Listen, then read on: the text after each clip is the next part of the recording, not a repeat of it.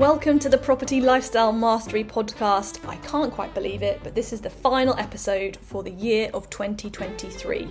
And a great topic for this time of year because we're talking about change. And at this time of year, we're all thinking about what we want to do differently next year, what the plans and goals are going to be. So here's a great opportunity to think about what that change means for you. And a different way to look on discomfort and how it can really help you to change yourself in order to grow your business. So this week we are with Dom and with Dave and taking a perspective on a few situations that we've seen recently in terms of challenges that people are having. And actually there are so many easier ways through challenges if we're willing to look within to solve the problem rather than the external world. So a really amazing episode. So I think you're really going to love it. So without further ado, here's the final episode of 2023. Hello, Dom. Nice to be with you today. We are going to be covering a quite esoteric subject today. I think it's one that is so relevant, but on a very deep level, and that is, when is it really time to change? And when we talk about change, we're talking about changing primarily yourself, to change and evolve in this world we're in. Yes. And this has come up because actually we see it a lot with our clients, with our mentees, with other people, actually in ourselves as well, that life and change tends to have an ebb and flow. You have periods of big change and periods of not so much change. And particularly during periods of challenge and trial, it can be very difficult to change. And that can cause a lot of conflict. And so it's a conversation today to say, how do you deal with that? And how do you bring in your own evolution and change into the various challenges and trials that we encounter in a property business and in our lives in general? Yes, exactly. So if we start with, what is change? And actually you could, as you said it, I thought actually it's growth. Right, we grow, and as a result, we're changing from the growth. And growth is a fundamental human need. It's a requirement of being human. There's 6 fundamental human needs, and one of them is growth. Another one is contribution. So people who've made loads of money, often they feel as though there's something missing because they're no longer growing, they're no longer changing. And then maybe they're not necessarily contributing. I don't know, but that's another subject. So I think change is growth. And the thing is, a lot of people want change. They want, the grass is greener. They want something else, but they don't want to change. They don't want to have to go through the discomfort and the growth phase of, not knowing and having that uncertainty. Because that's the thing. Another fundamental human need. We need certainty. We want certainty. That's when we feel comfortable and safe. But if we haven't got that certainty, that's when it's like, and the body's dysregulated and we don't feel right. And so it's kind of a fundamental human issue that everyone lives with, is that we want change, but we don't want to change. We want to succeed in a zone of comfort. But entrepreneurs, I believe, and people who are really committed to wanting to create an amazing life, they are willing to know and to go the places that other people don't go, and do the difficult things, the uncomfortable things that mean that it will be challenging, but actually they will get a better result because of it. Brilliant. I'd like to dive into some of the slight fundamentals you've glimpsed upon here. So fundamental number 1, why is it uncomfortable to change? Like fundamentally, why do we struggle with change as a human race? And I'll leave that to you to explain, because I think you'll explain it better than I, but I'm assuming we're going to go down the survival system route now. Exactly. I mean, this is the thing, the way our brain works is that we've got 2 opposing forces. We've got the prefrontal cortex, which is about creativity and ideas and imagination and thinking, and then we've got a part of our brain which is the amygdala and the reptilian brain, and that's all about safety and staying inside our comfort zone and keeping us away from risk and other things. So we've got that tension in our minds that is kind of going, do this, it'll be really fun, and then another part of it going, no, don't do that, that's mad, you don't know what to expect, it might go wrong. So we naturally inside of us, we've got that duality of wanting something new but also wanting to stay safe. And that's the tension. That's where it comes from, basically. That's where we have it. Great. And I would add to that as well that reptilian brain is also the fundamental driver of our survival chemicals as well, right? So that we're fear-based response system, which is probably the most powerful system in the body chemically. I think the most powerful driver and the hardest one to overcome, because it's a very negative feeling inside, and it immediately elicits this very strong feelings of either fear, worry, anxiety, and all of these feelings that you may not really understand why they're there or where they're coming from. And that's all coming from this reptilian brain primarily, that is fundamental to our state of being, because we're sitting there in life just getting on with stuff.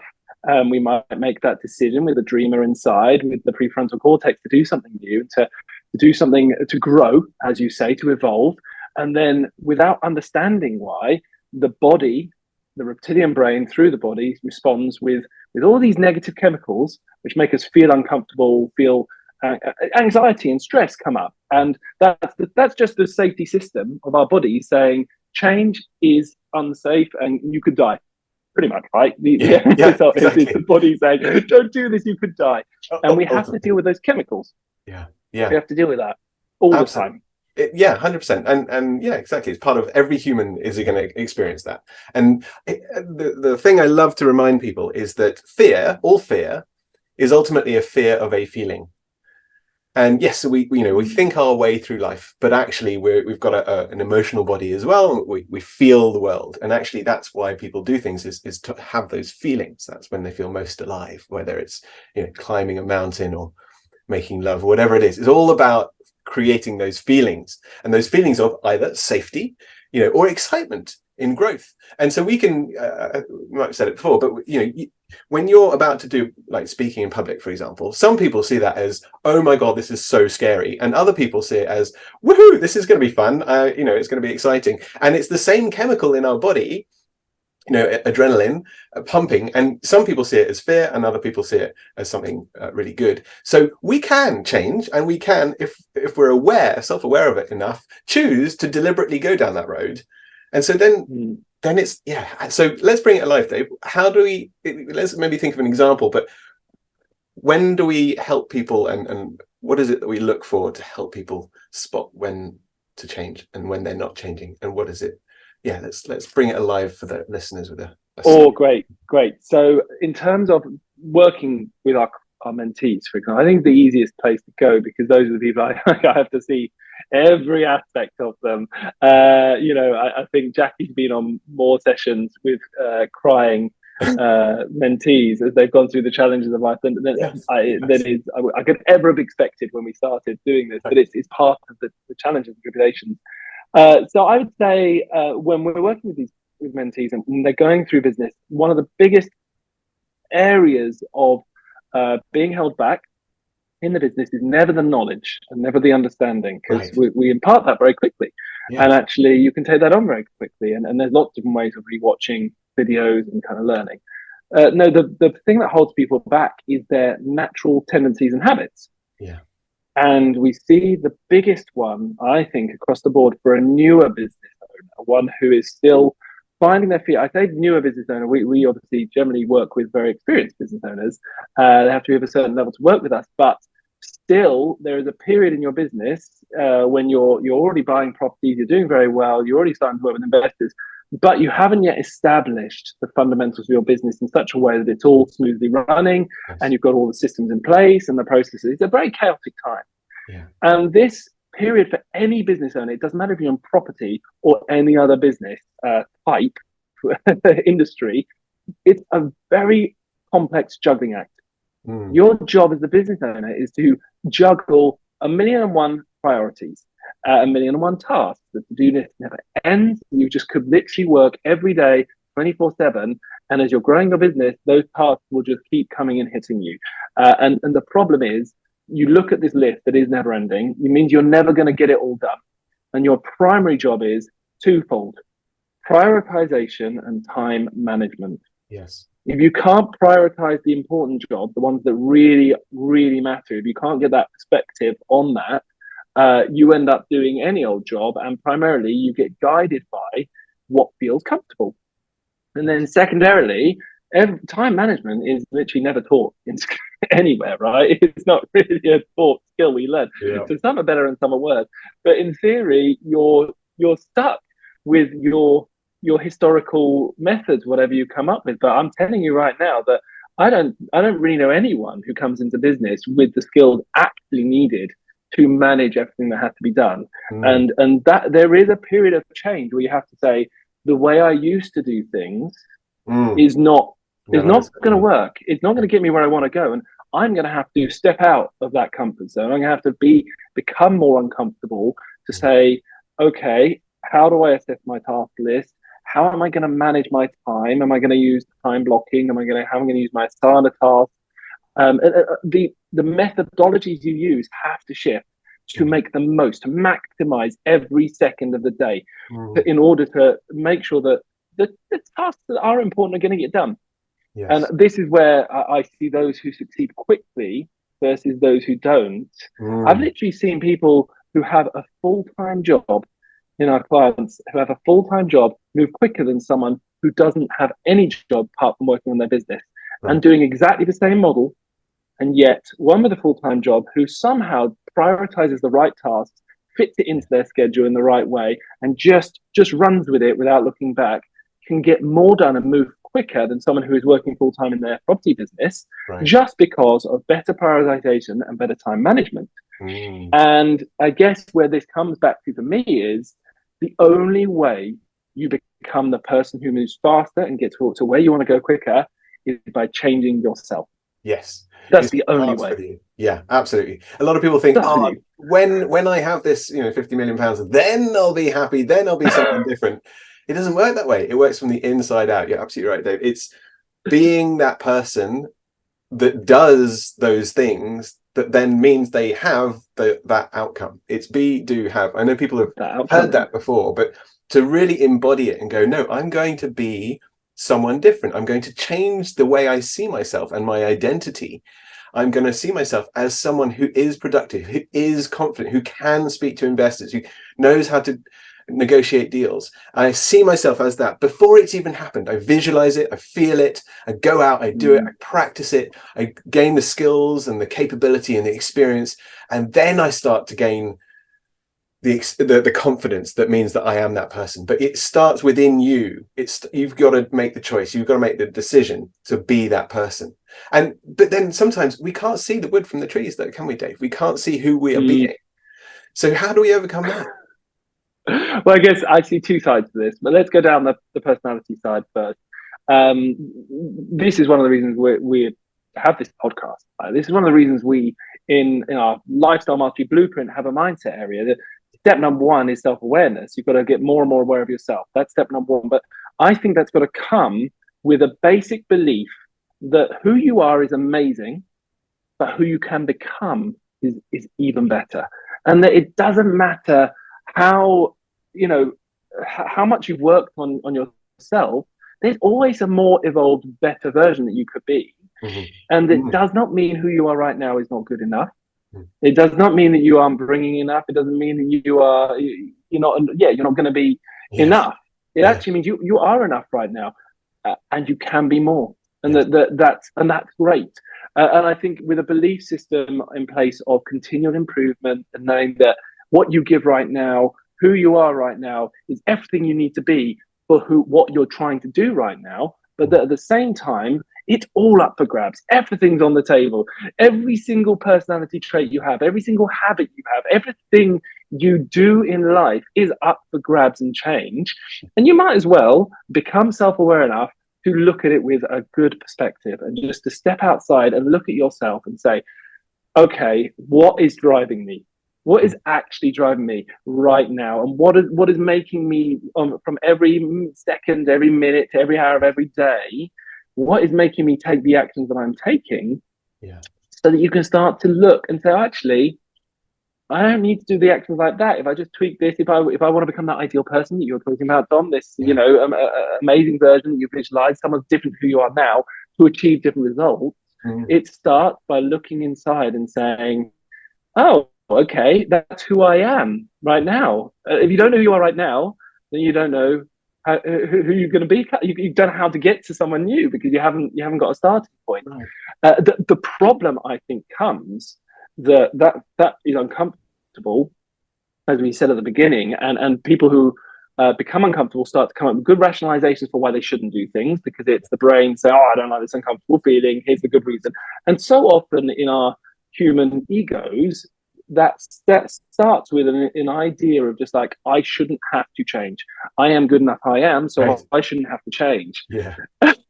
And that's an initial thing you've got to get past, of just like, okay, no, it's fine. You are good enough how you are. It doesn't mean you can't change if you don't want, if you want to. Yes. And I think that's one side of the coin, which maybe you might have some comments on. But let me just say the other side of the coin is that it's very hard to change when things are busy and challenging and hectic and really lots going on in the external world, because what you're doing when life outside of you gets complex and hard, we tend to hold on to something on the inside like a life raft.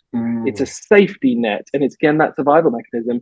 If you actually look at yourself during challenging times, you'll tend to find that that's the time of, it's the most possibility for evolution, but also the time that your body will be fighting it the most, because the world is saying, great, if you change, you'll do better now. You can get past this challenge if you just shift yourself. But it's scary, so therefore the inside going, no, please don't change.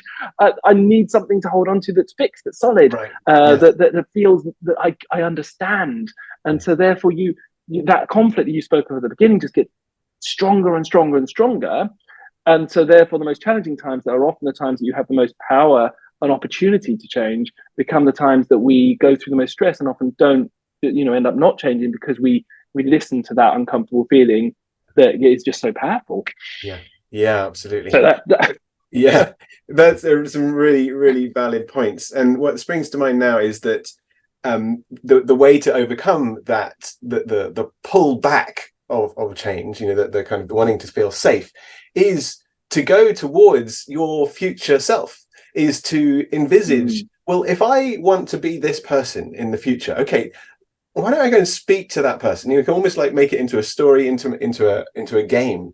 But imagine you're speaking to that future version of you and asking them what they did and how they handled it and those sorts of things, in order to see your future self and then work your way back, rather than, which is what most people do, is to create a future based on who they are in the past.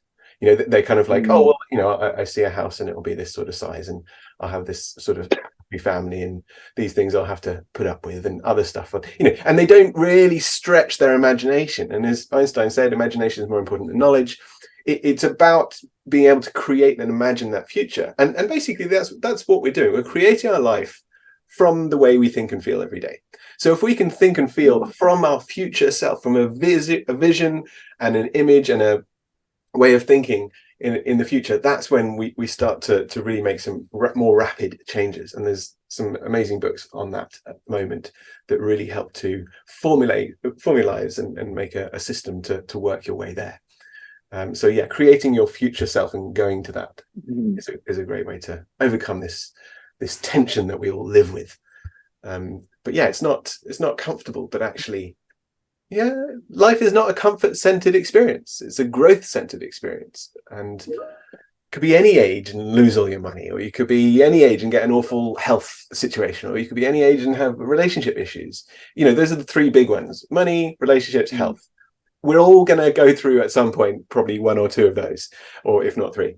And it's just kind of going, yeah, well, that's what life has dealt me, but I'm going to do something towards it as well. Because sometimes things are happening in your life and you don't really have that much choice over them. We think we do, but we don't. We can take action towards it and help it along, or we can resist. And a lot of people really resist and kick and fight. And that's why it's so difficult for them. But a book that we both love, The Surrender Experiment by Michael Singer, just a perfect example of how successful you can be if you just continually surrender to what's happening in the world and in your life and just go with it. Because actually, there's something bigger out there that's got our back and wants us to succeed. We're part of this planet Earth. If it wasn't for the food and the animals and everything else that we eat, we wouldn't be here. And so we're part of this planet, and it wants us to evolve too. So kind of trusting that there is something else that helps us, and surrendering that helps. So I'm going off on one there. You've gone real deep. Yeah, I'm thinking back now. I don't even know how you got here, but it made sense at the time. I think I was talking to someone about that the other day. Actually, the surrender experiment, this concept of having a fundamental belief that it's all going to be okay, right? And you say the way you said, the universe got your back. There's so many different ways you can kind of imagine and verbalize that concept. And quite often, this is one of the reasons that people turn to religion, because it gives them something to give that feeling. And it's almost like they turn to religion as a way to salve that balm of fear. Create a balm that goes, I can't think of how to say it. Salve on their fear, so it feels better because they know that there's something out there looking after them. And I have to say that reading those types of books, the Surrender Experiment and other books of similar ilk that basically give you examples of how life can turn out absolutely fine, and it creates a different perspective shift, to how you view what's happened, and it helps you to actually look back over what maybe 30, 40, 50 years of life and realize that every single challenge you had and every single problem that came up, it all turned out okay. And it could have been an awful challenge. It could have been absolutely horrendous at the time, but look at you now. You're 20 years past it, and you can look back on it and say, no, I'm still alive, I'm still safe, I'm still well. And actually it was a good learning, or whatever you want to look at it as. And that shift of perspective to say, okay, if I look at my life like that, not just in hindsight, but in future sight as well, I say, okay, I'm fearing this thing coming up, or I'm fearing this thing that I'm doing right now, or I've got coming up in the next week. And instead of allowing that fear to be based on the unknown, you remove the unknown and you say, okay, I don't need to worry about the unknown because it's going to be fine. It's not unknown anymore. It's actually, I know it's going to be fine. So therefore, you create a fundamental platform from which to launch yourself into whatever it may be with more confidence, with more feeling of, I can do this, but without having to think. It's like without having to worry about it. It's more feeling of focus, of being really clear on what you're trying to do without all those distracting thoughts that come with fears and worries. So, I would advise anyone to spend time reading those types of books just to help this shift towards that perspective. It's like a superpower. When you get there, right? You've read the book, and you feel it. It's like you've had a drug from it. You actually feel a bit more invincible for a while, and you act differently for a while.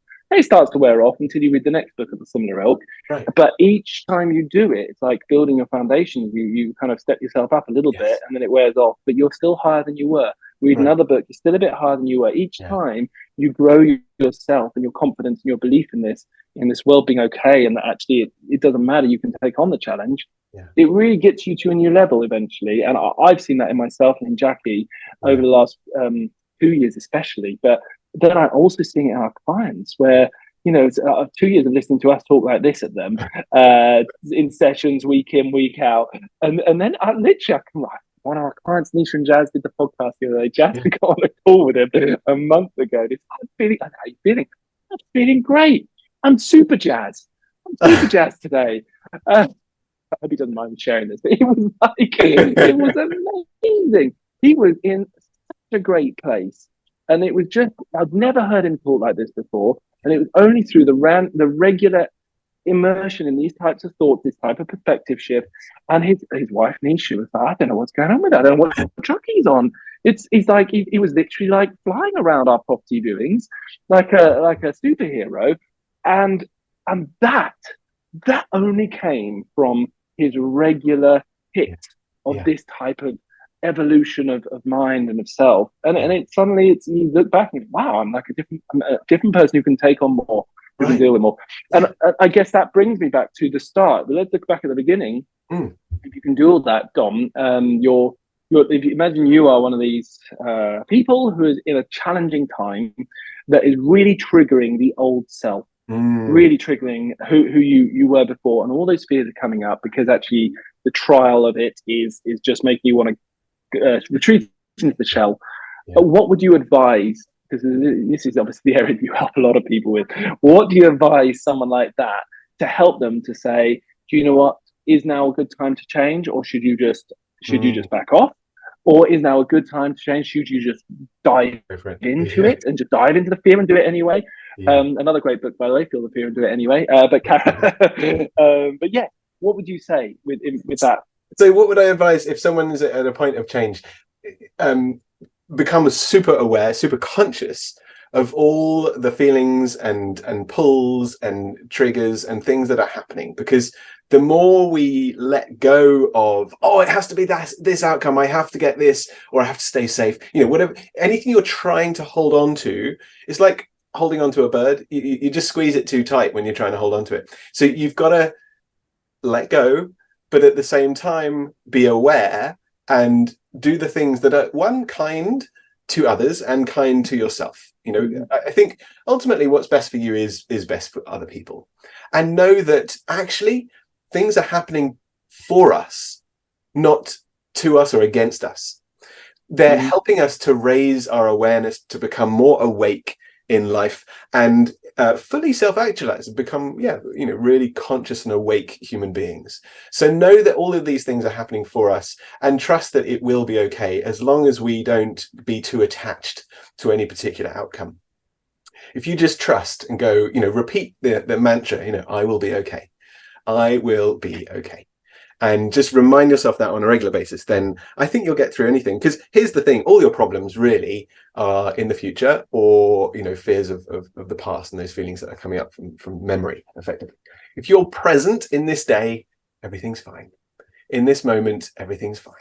And you keep reminding yourself of that. And it does get difficult at times, but that's why we have to program ourselves by reading a book, spending time with the right people, putting yourself in the right environment, learning the right things, all those things on a regular basis. That's when we get some really big shifts. And yeah, a perfect example of actually what you'll get to is somewhere like, I think we're very fortunate, and Nisha and Jazz and others, is that they are having the best life that they have ever had. And as a result, they're actually serving their customers, their landlords, their tenants, everything that they're working with, the best they have ever served them. So actually, this is a necessity for the world to get to a brilliant place, because, and it's not even a place, but it's an ongoing journey of, I can handle this, it's okay, everything's going to be all right, and I'm enjoying who I'm being, and I'm serving others to the best of my abilities. And that's when everyone benefits. So yeah. And lastly, I'd say, whenever you're feeling down, stop thinking about yourself. Do something for someone else, and literally you cannot feel down, because you're serving them, you're helping them. And that's the way I get out of feeling rubbish, which happens to all of us occasionally, but it's just that ability to get out of it quickly. So little things like that, doing something for someone else is a wonderful way to serve others and feel good. What about when you're feeling stressed? You got anything for people who are feeling stressed? Things aren't quite going to plan. Yeah, I think it has to come back to self-care. So whether it's a salt bath, a massage, letting go, delegating, learning, becoming aware of that stress and going, okay, what are the triggers? What is it that I'm not dealing with?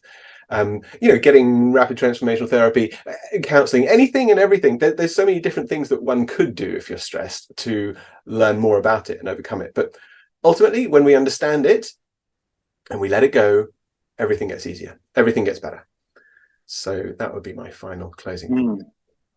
How about you? Well, yeah, I think you basically, what you're saying there, I resonate with this concept of, once you understand it, you can then overcome it, as it were. Yeah. And I do feel with this area of our lives, it's so clear that knowledge is power. Once you understand what's going on inside and how that's impacting your external reality, you suddenly are empowered to be able to make change inside. And then you can start to see that change in your external reality. And that goes into this cycle. We kind of all are trained from birth to believe that our external reality is creating our personality, right? And this is the Joe Dispenza piece of genius here for everyone. You are trained from birth with this whole concept of nature versus nurture. Mm-hmm. That's how we're brought up, right? What is in nature is in nurture. Both of those things are external to us. Right. And that's apparently what is creating who we are, our personality. And actually, the problem is it sets you up on the wrong path, because the truth is our personality is the thing that's creating the personal reality around us. Yes. And if you can find that shift to say, actually, who I am is the reason that I'm living this life.